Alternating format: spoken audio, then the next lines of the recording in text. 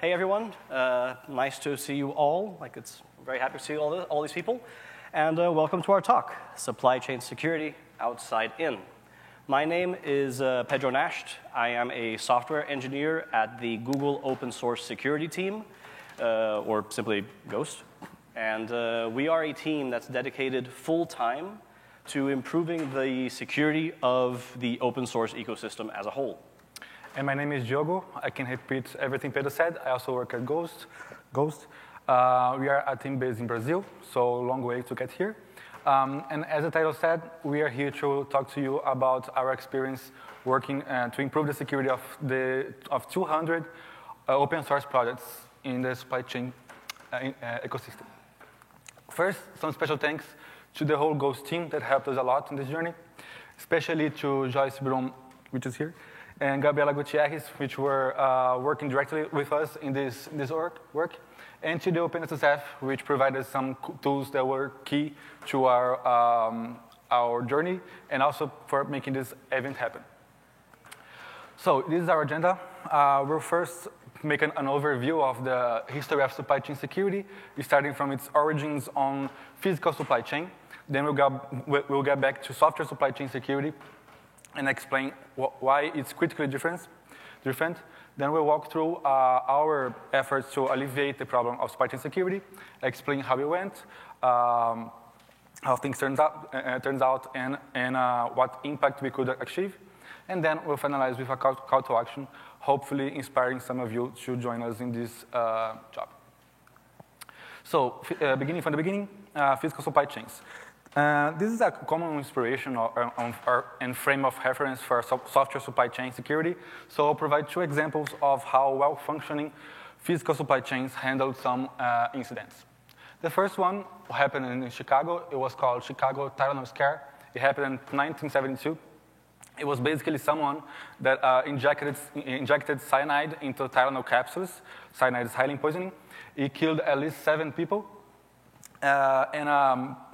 As a response, Johnson & Johnson had a really good response. They issued a widespread recall from taking every Tylenol out of the shelves in Chicago pharmacies, warning public during the investigation. And this later motivated a widespread adoption of tamper-proof packagings for medicine. So every time you see now a medicine with that seal, it probably came from this history. Second incident is about faulty airbag. So let's picture the context of multiple car companies importing airbags from airbag manufacturer. And this airbag manufacturer had multiple factories that produce airbags. And one of these factories was producing faulty airbags that instead of making people safer, would injure them when activated. And that's a complex scenario, right? Like, how can the car companies identify if their model was impacted or not?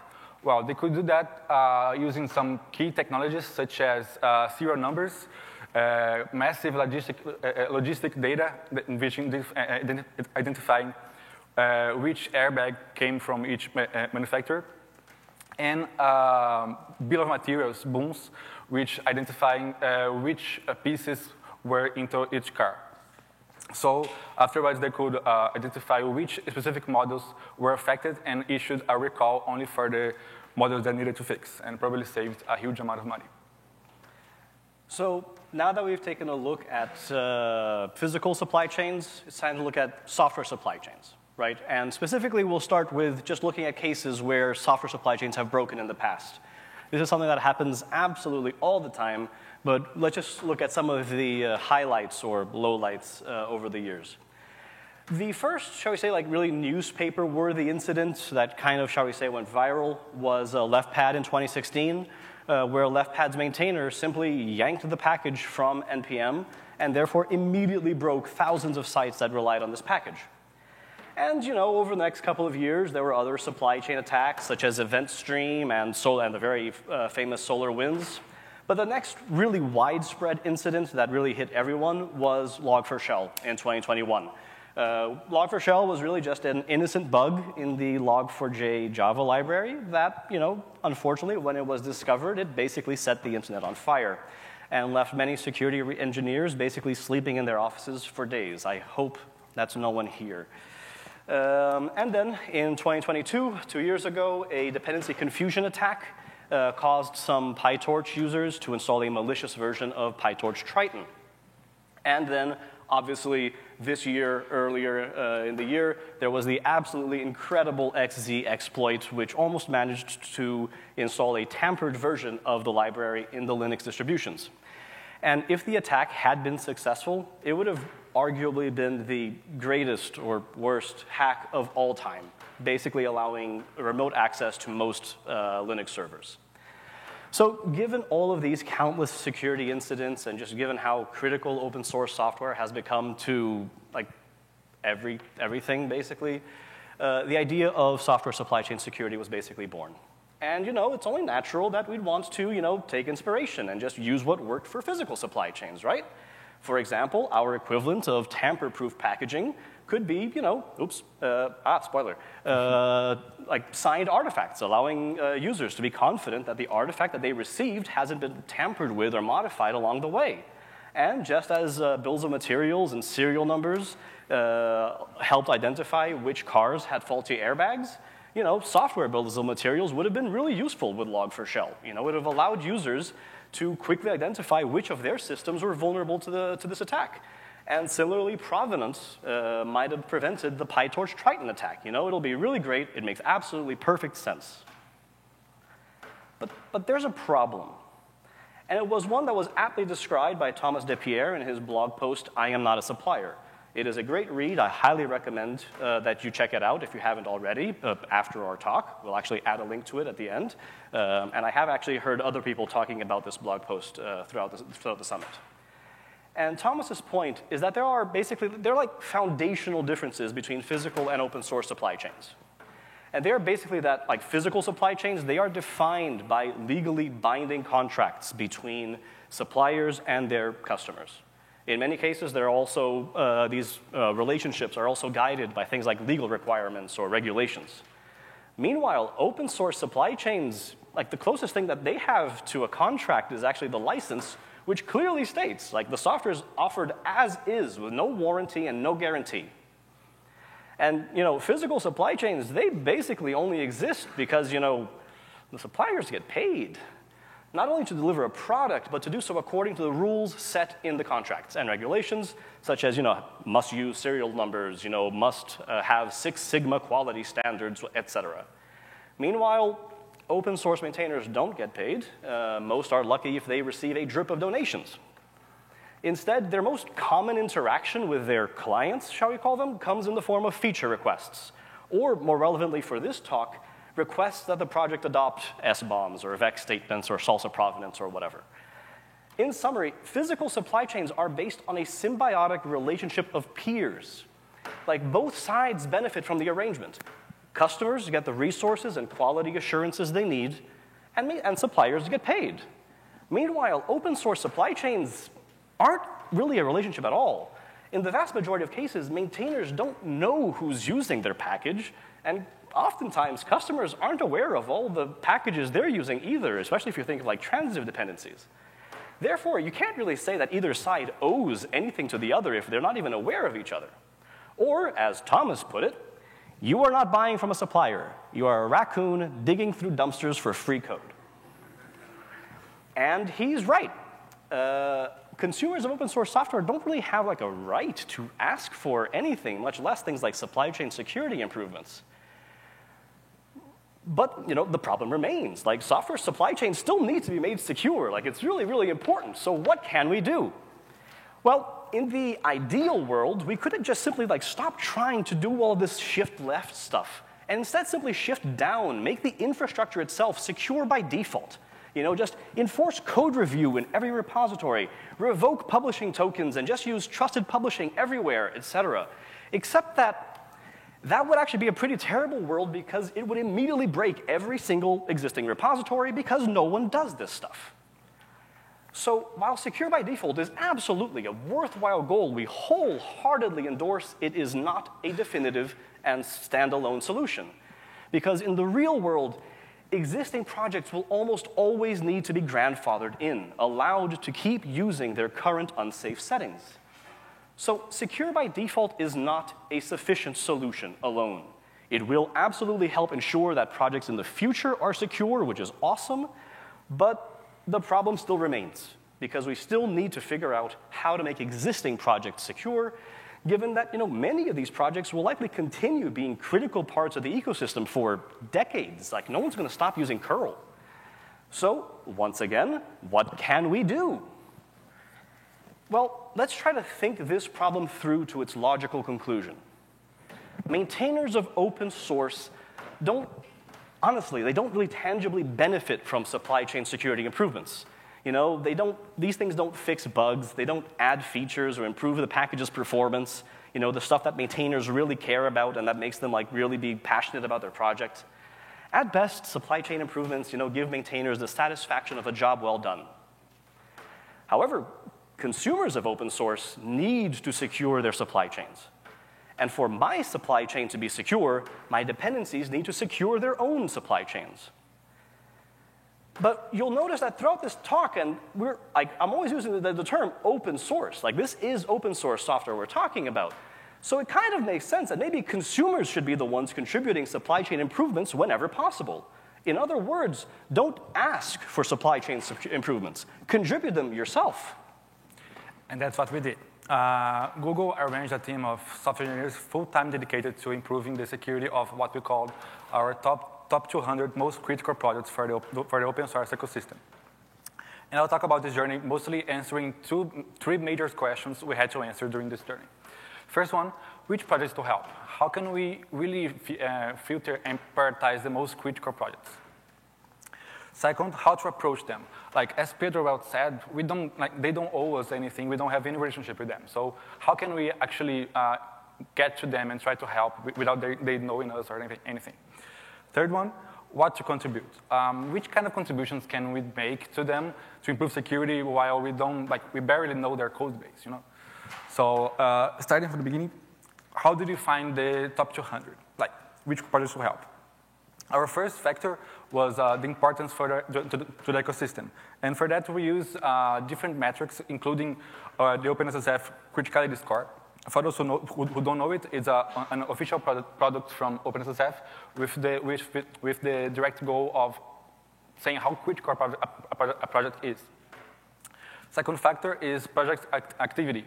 We focus on, we try to filter out projects that don't have active maintainers working on them, and were a project that didn't have anyone to discuss with us or accept our solutions, our suggestions.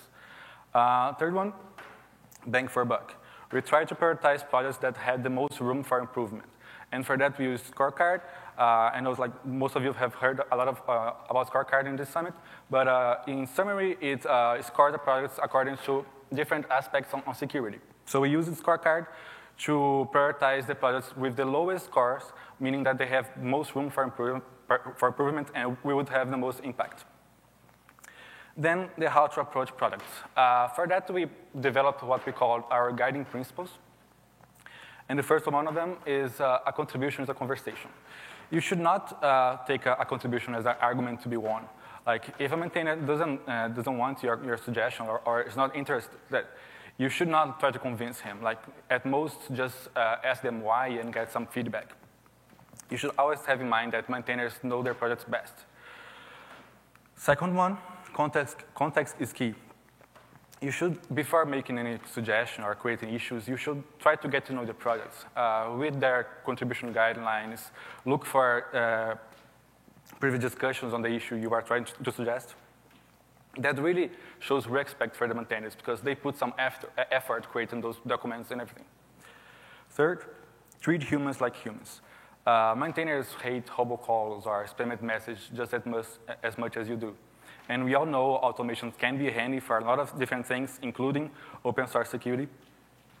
But it's really better to talk to the maintainers as humans before triggering automations without their permissions. Fourth, have patience. Some contributions can be merged quickly, in minutes, but most of them will take days, weeks, months. There are some contributions we made last year that are still getting merged. And like we don't want to rush maintainers or annoy them because most of them don't even have this work as their primary job. So it's not up to us. Last one, be transparent. We should disclose our affiliation and don't hide that we will benefit from this contribution. And we know it's true that the maintainers might rethink our suggestions after saying that, but it's good to be honest, and we have all the other 4 principles to prove them that we really want to help. And last, the actual security improvements we did. Well, for that, we again used Scorecard. Scorecard had 18 different checks that evaluates the security, different security aspects for the project. And for most of them, it provides how to fix them too. So, but for those who are familiar with Scorecard, you know that there are some, if not most, checks aren't easily actionable, especially for outside contributors as us. So for that case, we focus on the code-based long-standing quick wins, which are basically checks that can be fixed via PRs, and that don't require much effort or like attention for the maintainers. And it includes, some examples are minimizing permissions on GitHub workflows, which is basically like trying to remove write permissions when they are not needed, suggesting security policy for the projects, hash pinning some dependencies when applicable, and suggesting dependency update tools. And also, when possible, according to the ecosystem, improving their release process. For NPM projects, for example, we try to suggest NPF provenance. For Python projects, we suggested them to use PyPI trusted publishing, and so on. So now that we know and we have our list of projects and we know how we want to approach them and what we want to approach them with, we went out and we did it. We spent a year doing this work. And, highs and lows. But at the end of the day, how did it go? Well, as it turns out, the success of this work, and you might have noticed this already, it depends entirely on something that's actually entirely out of our hands, which is, were maintainers even interested in this work at all? Do maintainers actually care? Thankfully, yes, they were. In fact, the vast majority of our contributions were accepted. We'll get into some numbers later. And yeah, in most cases, maintainers simply thanked us and merged our contributions with little fanfare, maybe a question here or there. But in some cases, we actually got some really, really good feedback. Thanks for the tireless work, tightening things up across the board. And even this across the board is exactly because we'd already made previous contributions to this project, and we always had the same person, the same part of our same team member, make the contributions to each project exactly in order so that we could already start creating this kind of symbiotic relationship with the maintainer. And we appreciate the attention you gave to our CI workflows because CI it's really important for repository security, and there are nuances, and it's not trivial to solve, and honestly, no one should need to know how to do this, right? So we know, and so we should be able to just take care of this for other people. And then thanks for doing the legwork, and thanks for raising awareness, and a shout out on Twitter. Hell, one of our happiest customers was Jia Tan, the infamous former XZ maintainer. He personally approved 3 different contributions that we made to the project last year, which is absolutely hilarious. If only he cared as much about supply chain security of other projects as well. Anyway, our project sometimes actually, dare we say, actually even inspired maintainers to and other people to take on the mantle of supply chain security for themselves. This PR here to the Jackson core repository, Jackson's an important project in Java, inspired the maintainer to do the same thing on at least 5 other repos that we're aware of. And one of our PRs motivated expats maintainer, Hartwer here, to make supply chain improvements of his own in the project. And it's actually something that we would have done for him, but he was just so excited that he did it himself. And Hartwork, he actually, not alone, there were a few other maintainers, he actually started participating in the Scorecard community itself. He got so interested that he actually started getting interested in the universe of supply chain security after our work. And after we made a couple of contributions to the Envoy proxy package project about their workflows, they realized that this stuff is so important. They created the Envoy GitHub workflow policy, where they explicitly educate their maintainers and like future contributors about how to set up workflows securely. But yeah, you know, we are talking about open source. It's a diverse community, and so not all maintainers were necessarily happy about our contributions. On a few rare occasions, we'd see things like this, like writing a security policy isn't high on my list of ways to spend my time. Or even this, where one of us was literally banned from the repository for making a suggestion. But this sort of interaction was thankfully extremely rare. Maintainers often disagreed with our suggestions. They didn't accept everything we proposed naturally, but they always understood our intent and they always appreciated the effort. They just simply didn't agree that what we were suggesting was necessary, which is perfectly fine. As Diogo said, maintainers know their projects best. So overall, our interactions with maintainers, I'd say, were very, very positive. But to get a better idea of the overall impact of this work, let's now take a look at some numbers. In total, we made 455 contributions to projects, of which 90% were accepted by maintainers. But if we want to actually understand whether this measurably improved project security, we need to understand first the current state of the ecosystem. If we look at the scorecard scores of the 10,000 most important projects in the ecosystem as measured by the criticality score, we get this histogram of scores. We can see that very few of these critical projects are all the way to the left. Basically, no one scores below a 3. But also very few are all the way to the right, with very few scoring above an 8 or an 8.5. And on average, these 10,000 projects have an average score of a 5.7. But if we look at the scores of our top 200 projects at the start of 2023, their average score was actually even lower at around a 5.4 out of 10. That put these projects on average at the bottom 40th percentile of projects. However, by the end of 2023, their average score went up to a 7 out of 10, putting them at the top 11th percentile of packages critical to the ecosystem. So overall, we consider this work to have been a real success. But it's undeniable, this work does have its limitations. Mainly these are that it is not scalable. While we managed to automate many of the necessary code changes to make these contributions, our principle, especially treat humans as humans, means that the actual interactions with maintainers, the issues and the PR descriptions, et cetera, were done by humans, not bots. Everyone's talking about LLMs, but we wanted to make this artisanal and make it very personable. And also, as external contributors, we also can't cover all of the gaps in a project's supply chain. There unfortunately are many things that can only be done by the maintainers themselves, as Diogo said, or that require a deep understanding of the code base itself, which we don't have the expertise in. So while this isn't specific, and then here, which is something that isn't specific to what we've presented here, but also just the impact of supply chain security work is currently somewhat dampened simply by the lack of ecosystem support for such things. So securing a repository is absolutely meaningful work. We're very happy that we did it.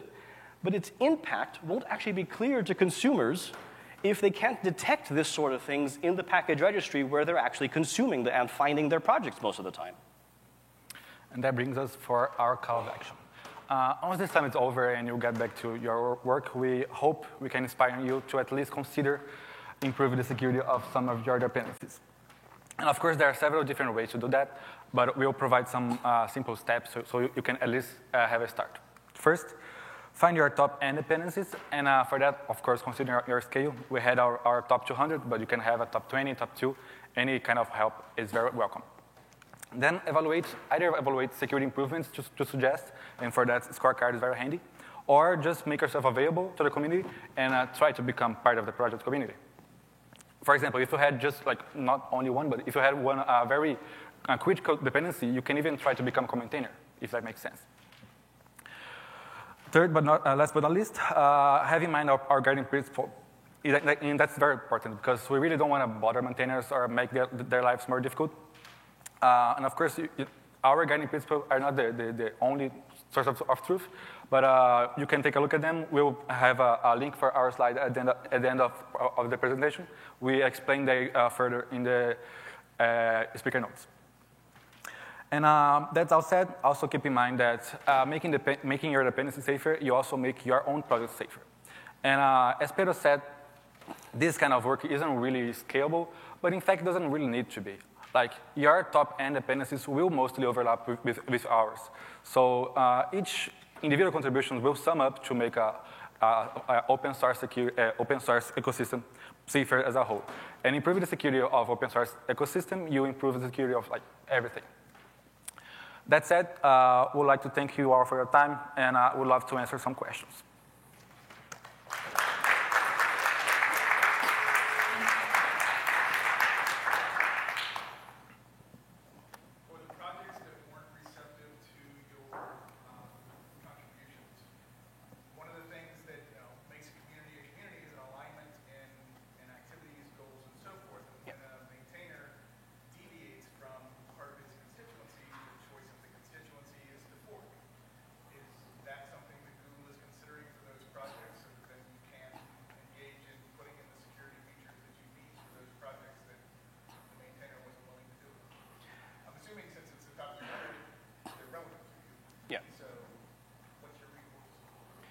It's a good question. Just repeating the question is like what to do about the projects that that weren't receptive to our contributions. As I said, that was like the case of like projects saying absolutely not, we're absolutely not interested in this. That was actually extremely rare.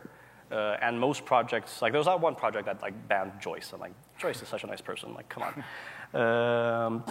But like other than that, like basically we had no such things. Like some projects, sometimes like they would disagree with one contribution, but they would accept others. So like in those cases, it's perfectly fine that we have a disagreement regarding one security posture thing, but that's fine. We can manage.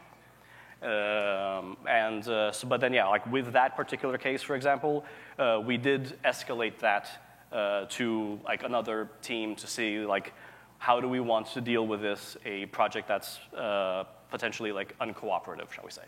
But honestly, I can't tell you what the result of that was. I didn't follow up.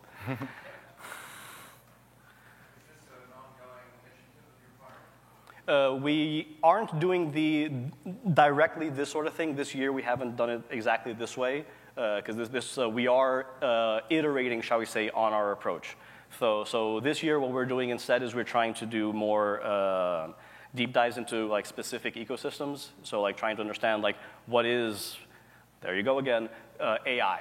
Right, like what are the specific idiosyncrasies of the AI ecosystem? What are specific things that we need to take into consideration when thinking about supply chain in that area, as discussed in the previous presentation, and also for some other ecosystems as well, and then making contributions, but also just we're currently drafting a couple like blog posts about like also try to educate the community of how to deal with the idiosyncrasies of each of these ecosystems, for example. And also we had 3 Google Summer of Code participants that did work that was more closely tied to this. So we had contributors making widespread contributions to CNCF projects, NUM-focused projects, and a third one that I forget. So we are iterating on this on the approach, but this is like absolutely really important work that needs to be done. So like we certainly don't intend to like give up on any of this. That's why we're presenting it, because we want everyone to do this as well. Anyone else? So as you thought about what, I mean, I know you got feedback from the 4 parts, like where the weaknesses were, but I'm sure there's choices about what you did. I'm curious to what degree the types of changes were things that were like fixing in the moment versus things that would have some level of longevity. In other words, they would kind of stick around because it's the way that they did their process. Can you maybe speak to that a little bit about maybe some of the different types of things that you guys are doing and whether they were going to last or that score increase would be there a year?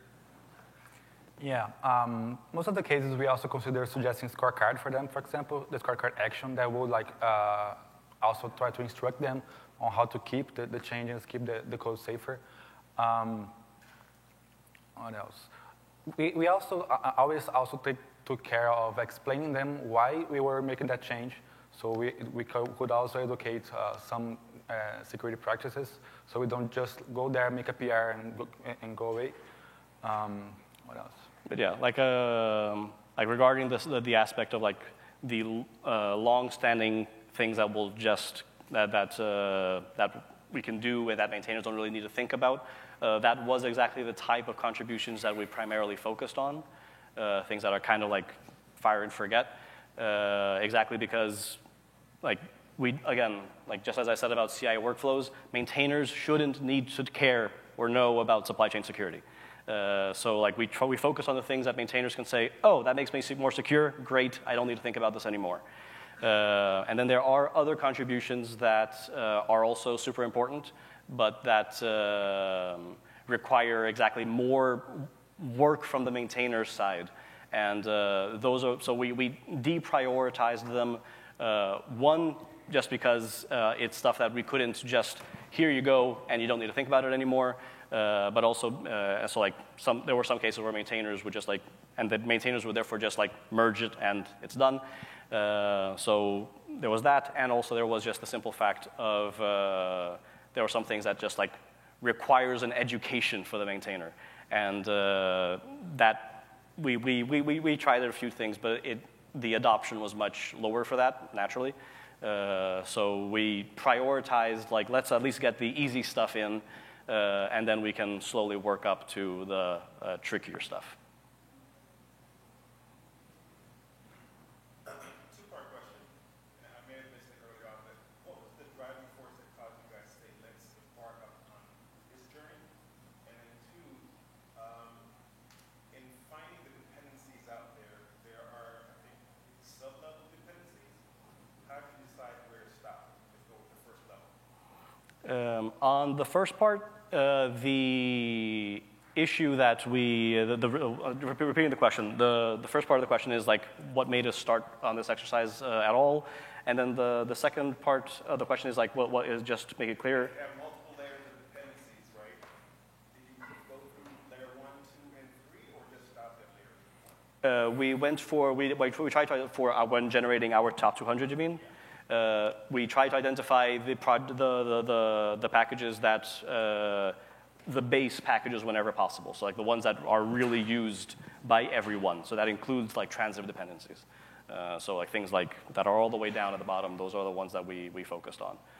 So like one that certainly would have been on the list but isn't because for tooling reasons we couldn't add it would have been like the Linux distribution, right? Like that would have been in the top 200 for sure, but given just tooling, that's our tooling primarily focused on GitHub, and it's not, right, they developed somewhere else, so that didn't work. But we tried focusing really like getting the bottom layer of projects whenever possible. But then as for the first part of the question regarding like what made us go into this journey, it really was the fact that one thing that we noticed, and it's something that we can also see like in this conference and other conferences in this area, is that there is a lot of talk about products and tooling and all of this great stuff, and I mean even Scorecard and the Scorecard action, and you know like it's really, really great that we have all of this security tooling that's really, really useful,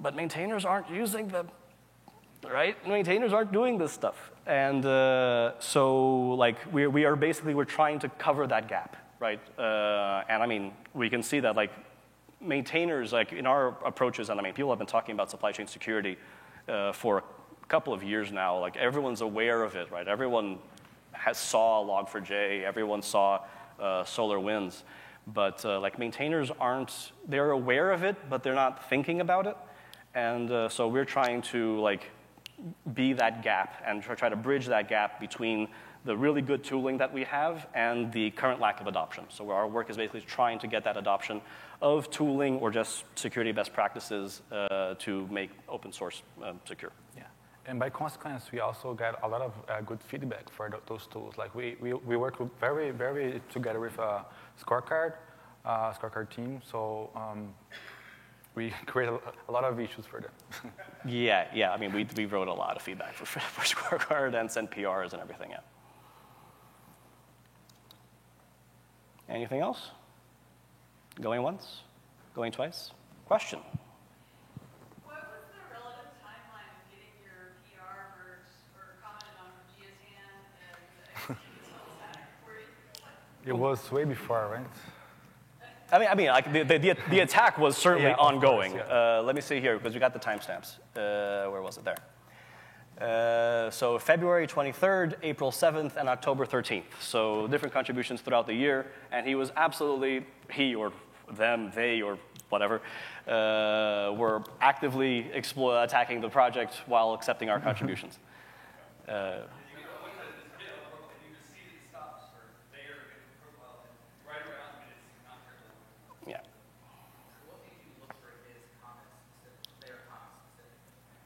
Are you kidding? It's a great slide. Seriously? Basically because it's a fantastic slide. Yeah, no, exactly, yeah. It shows that, that our list of top 200 wasn't entirely incorrect. But yeah. Exactly, yeah. Yeah, no, I mean, it was a fantastic attack. I mean, awful. I mean, sorry, awful attack. But, mwah, chef's kiss, chef's kiss. Once again, going once, going twice, sold. Thank you very much.